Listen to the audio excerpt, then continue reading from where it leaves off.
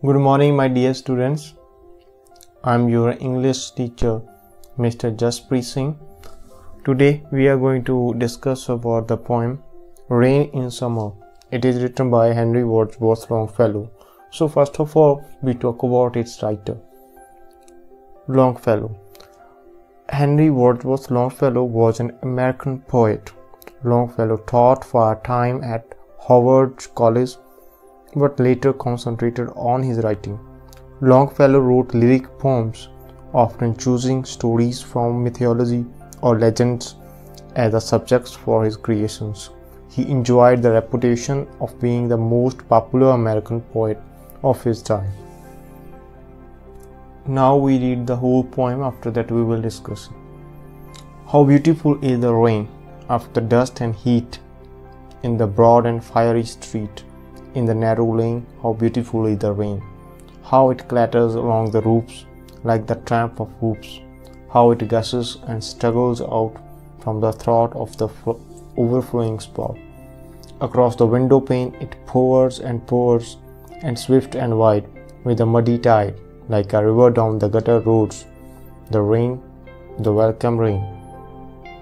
The sick man from his chamber looks at the twisted brooks. He can feel the cool breath of each little pool.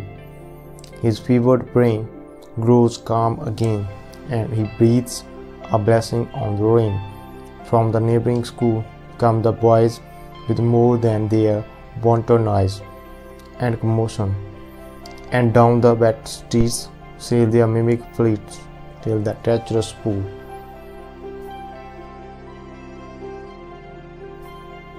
Engulfs them in its whirling and turbulent ocean.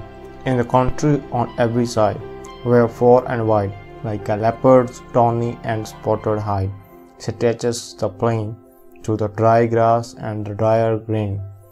How welcome is the rain in the furrowed land. The toilsome and patient oxen stand, lifting the yoke encumbered head, with their dilated nostrils spread. They silently inhale the clover-scented gale and the vapors that rise from the well-watered and smoking soil. For this rest in the furrow of the toil, their large and lustrous eyes seem to thank the Lord more than man's spoken word, near at hand. From under the sheltering trees, the farmer sees his pastures and his fields of grain as they bend their tops to the numberless beating drops of the incessant rain.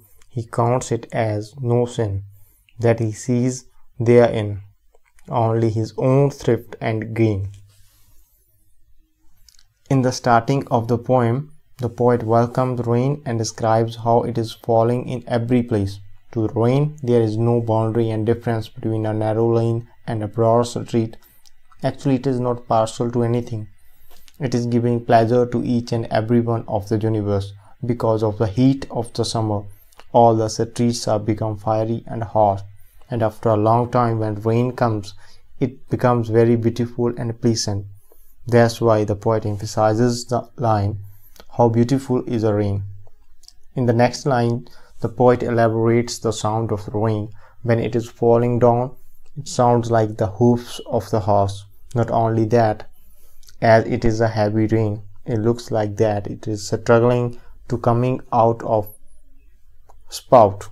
In the next paragraph, he is continuing describing the sound and the movement of the rain. He says when it's falling across the window pane, it is quite swift and wide, and the water is completely muddy, and when it is flowing through the gutter, it looks like a stream, with a muddy tide, like a river down the gutter roads.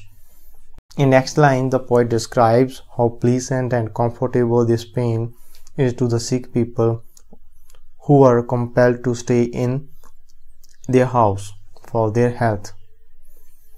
He can feel the pleasure of the rain. A sick person can feel the pleasure of the rain. He can see the twisted brooks. Though he is ill from inside, he can feel the calmness of the rain inside out.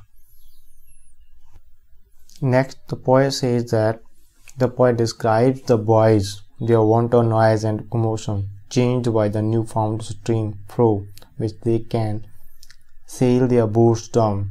The rain has a calming effect on them. In the later half of the poem, the poet takes us to the countryside, where the rain performs a more vital role. We move beyond the enjoyment of children and the emotional comfort of the old man for the parched plain, the silently suffering oxen, and the hopeful farmer. Rainwater is a necessity. The poet draws attention to this with vivid imagery and moving descriptions.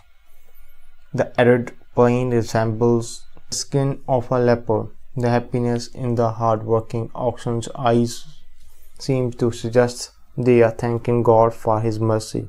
The farmer can only think of the prosperity the rain would fetch him, and he feels no shame in it because, after all, his livelihood is important to him. In this way, this extract of the poem offers a realistic representation of the various ways the rain is valued. The basic idea of the poem is that after a long time, rain is like a blessing. It can create a soothing effect even on a sick person. Everything is getting calm and everybody is feeling the pleasure of the rain.